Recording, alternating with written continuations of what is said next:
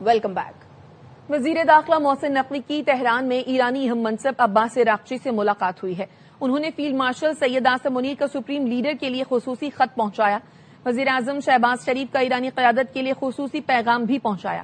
ملاقات میں امریکہ ایران مذاکراتی عمل پر تبادلہ خیال کیا گیا۔ دونوں رہنماؤں نے باہمی دلچسپی کے امور، علاقائی امن و استحکام اور دو طرفہ تعلقات کے مختلف پہلوؤں پر گفتگو کی۔ خطے کی صورتحال اور ثالثی کی سفارتی کوششوں پر تبادلہ خیال بھی کیا گیا۔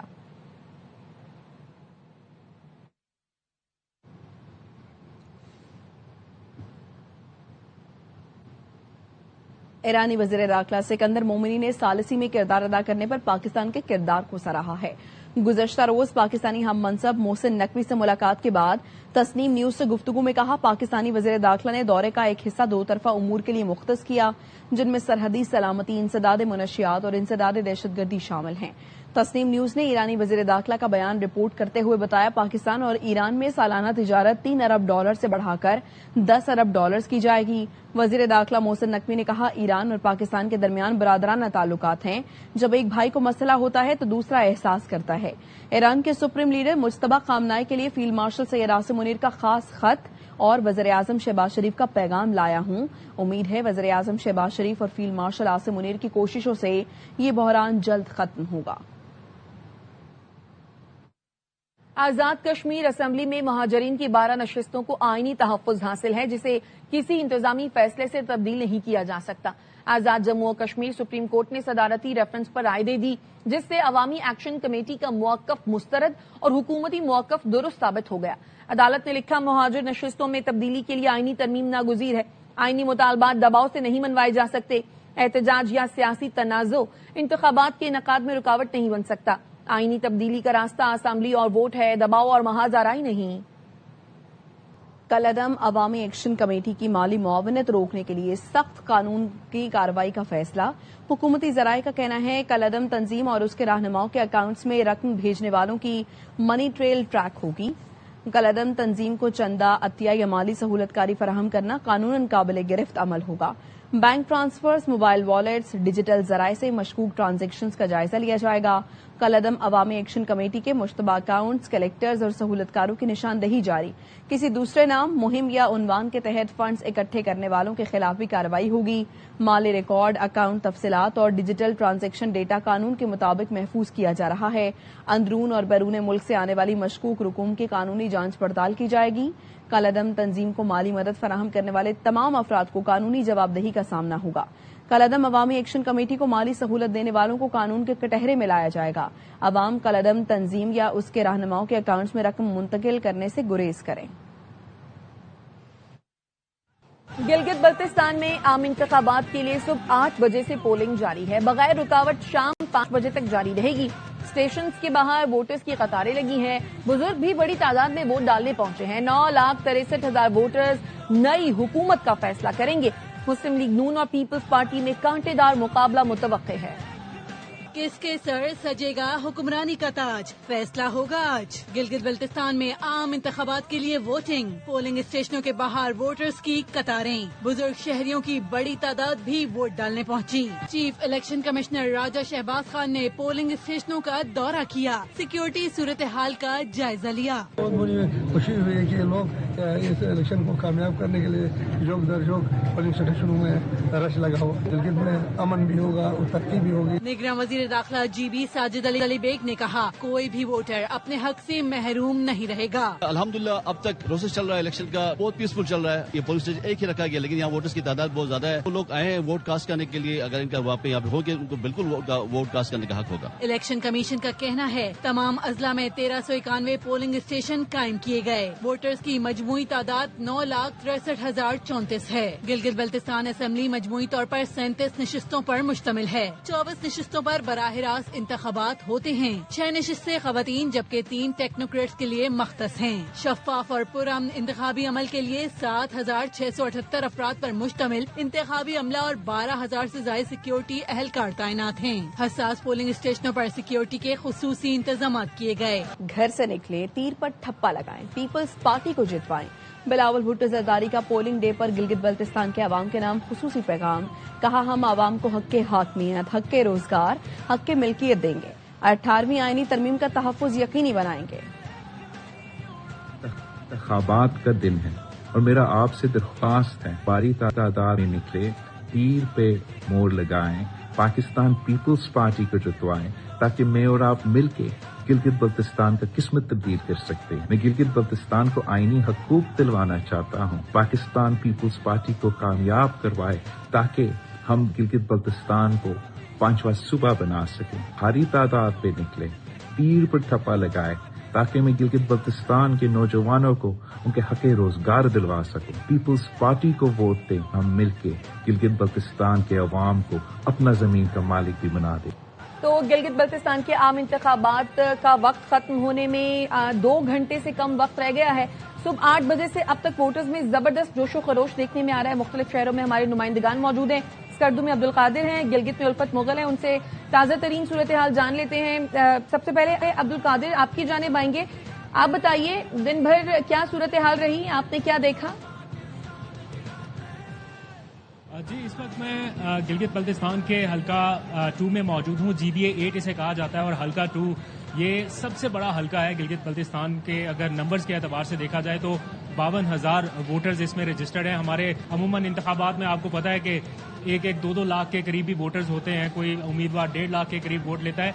ये इतना बड़ा हल्का है, इसके बावजूद यहाँ पर टोटल वोटर्स की तादाद 52,000 है।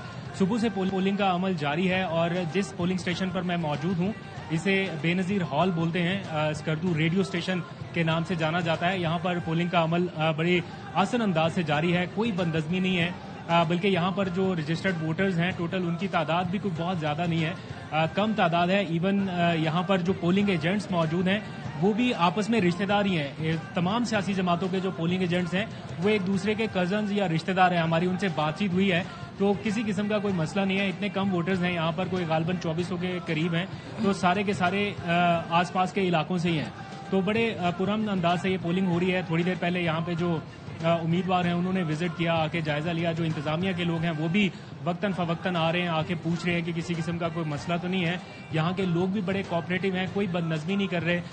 कैमरे के उस पार जितने लोग आपको मेरे बैकग्राउंड में नजर आ रहे हैं, इतने ही इस पार आराम से अपनी अपनी नशिस्तों पर बैठे हुए हैं और पुलिस हुकाम उनके करीब मौजूद हैं। जैसे ही पीछे वाली लाइन जो है वो खत्म होती है तो फिर आने वाले नए वोटर्स को भेजा जाता है। 10-10 के करीब लोगों को भेजा जा रहा है, वो अपना वोट पोल करते हैं और उनको भरपूर मुआवनत भी फराहम की जा रही है पोलिंग एजेंट्स की जानिब से। पंजाब पुलिस के एहलकार वो भी यहाँ पर ड्यूटी दे रहे हैं, गिलगित बल्तिस्तान के पुलिस एहलकार वो अपने फ़राइज़ अंजाम दे रहे हैं। तो ओवरऑल अभी तक सुबह से कोई ऐसा वाकया रिपोर्ट नहीं हुआ कि कहीं पे कोई बदनज़मी हुई हो। यहाँ के लोग इतने कोऑपरेटिव हैं कि आसान अंदाज से ये सारा प्रोसेस जारी है। अब 2 घंटे से कम ही वक्त रह गया है। लोग पुरुम्मीद हैं कि उनके डाले गए वोटों के नतीजे में वो ऐसे उम्मीदवारों को चुनने में कामयाब हो सके जो उनके बुनियादी मसाइल, पानी और बिजली जैसे इशूज़ को हल कर सके। जी ठीक है जी, अब्दुल कादिर हमें स्कर्दू से अपडेट कर रहे हैं। वहां की सूरत हाल उल्फत मुगल की जानिब चलते हैं जो कि गिलगित में मौजूद है। उल्फत, यहाँ क्या सूरत हाल है? यहाँ पर भी पुरअमन अंदाज में पोलिंग जारी है? तो एक तरफ जी उल्फत। जी बिल्कुल, गिलगित बल्तिस्तान में भी इस गिलगित डिवीजन में पोलिंग का वक्त खत्म होने में तकरीबन 2 घंटे से भी कम का वक्त रह गया है, लेकिन अभी भी वोटर्स की लाइनें लगी हुई हैं। आज गिलगित बल्तिस्तान के अवाम ने जो जमहूरियत पर एतमाद का इजहार किया है वो कमाल कर दिया है और भरपूर अंदाज में लोग अपने घरों से निकले हैं। आज जब सुबह 8 बजे पोलिंग का आगाज हुआ तो तकरीबन 7:15 बजे खवातीन के पोलिंग स्टेशन पर और लोग अपना हक राय दही इस्तेमाल करने के लिए पहुंच चुके हुए थे। ओवरऑल अगर हम बात करें तो आज दिन भर समूथ पोलिंग का अमल जारी रहा और किसी जगह भी पोलिंग एक लम्हे के लिए नहीं रुकी। लोगों ने अपना हक राय दही इस्तेमाल किया। बाज मकामात पर लोगों के दरमियान तलखी हुई हल्की फुल्की, लेकिन यहाँ पर जो तमाम पॉलिटिकल पार्टीज को सीनियर क़यादत थी उन्होंने सूरत हाल को कंट्रोल किया। इंतजामिया और जो कानून नाफिज करने वाले इदारे हैं उन्होंने भरपूर अंदाज में अपनी ड्यूटी की और यही वजह है कि आज इंतहाई पुरअमन अंदाज में पोलिंग का जो सिलसिला है वो अभी चल रहा है। हमारी बात हुई है निगरान वज़ीर आला गिलगित बल्तिस्तान जस्टिस रिटायर्ड यार मोहम्मद से, तो उनका कहना है कि ओवरऑल जो जीबी में है वो अमन अमान की सूरत हाल इंतहाई शानदार रही है। अगर जरूरत पड़ी तो वक्त बढ़ा दिया जाएगा। वो इलेक्शन कमीशन से बात करेंगे। वो चाहते हैं कि गिलगित बल्तिस्तान के अवाम भरपूर मैंडेट दें, अपनी मर्जी के नुमाइंदों का इंतखाब करें।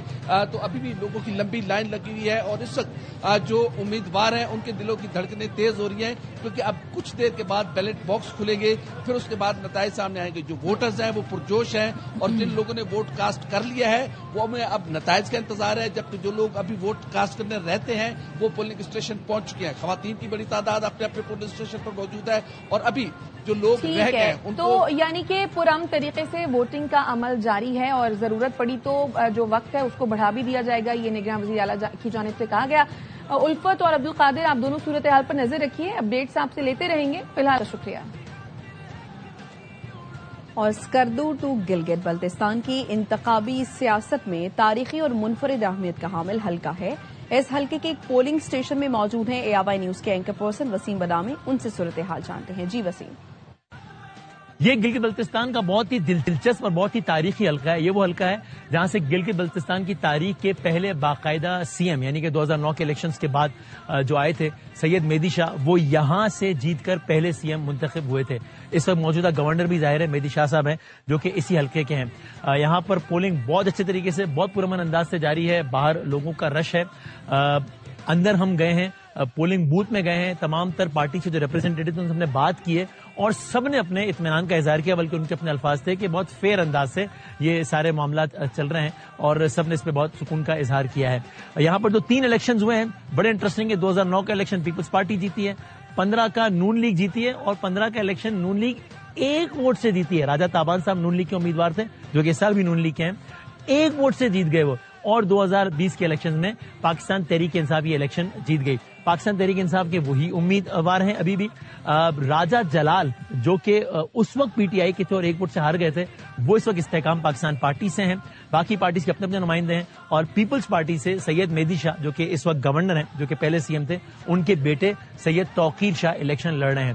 راجہ جلال جو استحکام پاکستان پارٹی کے، ان کا اپنا ووٹ ہے، وہ بھی ایک اسٹرانگ کینڈیڈیٹ ہے. پاکستان تحریک انصاف پچھلا الیکشن جیتی ہے.